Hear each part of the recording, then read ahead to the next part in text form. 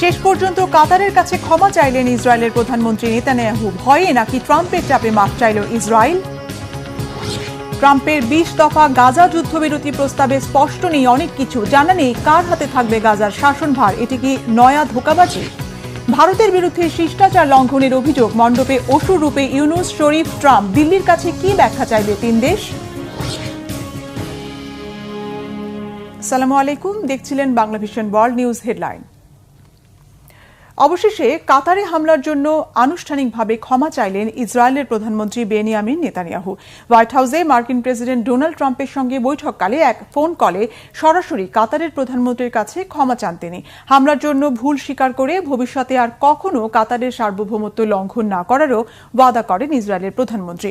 আমেরিকার চাপের মুখে নাকি মধ্যপ্রাচ্যের দেশগুলোর ভয়ে মাফ চাইলেন ইসরায়েলের প্রধানমন্ত্রী? হিজল জোবায়েরের ডেস্ক রিপোর্টে বিস্তারিত। কাতারে নজিরবিহীন হামলার জন্য অবশেষে ক্ষমা প্রার্থনা করল ইসরায়েল।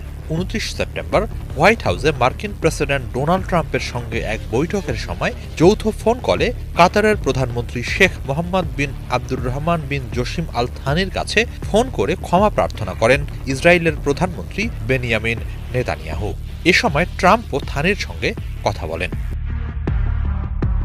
ফোন কলে নেতানিয়াহু কাতারের রাজধানী দোহায় হামাস নেতাদের লক্ষ্য করে চালানো হামলায় এক কাতারি নাগরিক নিহত হওয়ার ঘটনায় গভীর দুঃখ প্রকাশ করেন। পরে আনুষ্ঠানিক এই ক্ষমা প্রার্থনা বিষয়ে বিবৃতি প্রকাশ করে হোয়াইট হাউস। বিবৃতিতে বলা হয়, ফোন কলের প্রথম ধাপে নেতানিয়াহু দোহায় ইসরায়েলের ক্ষেপণাস্ত্র হামলায় এক কাতারি সেনা নিহত হওয়ার জন্য দুঃখ প্রকাশ করেন। এরপর আরও দুঃখ প্রকাশ করে তিনি বলেন, যুক্তরাষ্ট্র সমর্থিত যুদ্ধবিরতি আলোচনার সময় হামাস নেতাদের লক্ষ্য করে ইসরায়েল কাতারের সার্বভৌমত্ব লঙ্ঘন করেছে। আগামীতে আর কখনোই ইসরায়েল এমন হামলা চালাবে না বলে অঙ্গীকার করেন ইসরায়েলি প্রধানমন্ত্রী।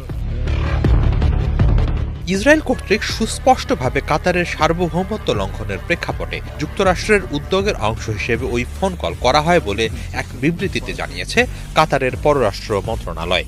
মন্ত্রণালয় জানায়, ফোন কলের সময় মধ্যপ্রাচ্য ও উপসাগরীয় অঞ্চলে শান্তি প্রতিষ্ঠায় প্রচেষ্টা চালানো, কাতারের বিরুদ্ধে ভবিষ্যতে হামলার পুনরাবৃত্তি রোধের গ্যারান্টি এবং কাতারের সঙ্গে যুক্তরাষ্ট্রের প্রতিরক্ষা অংশীদারিত্বের প্রতিশ্রুতির জন্য যুক্তরাষ্ট্রের প্রেসিডেন্টকে ধন্যবাদ জানান প্রধানমন্ত্রী ও পররাষ্ট্রমন্ত্রী আল থানি।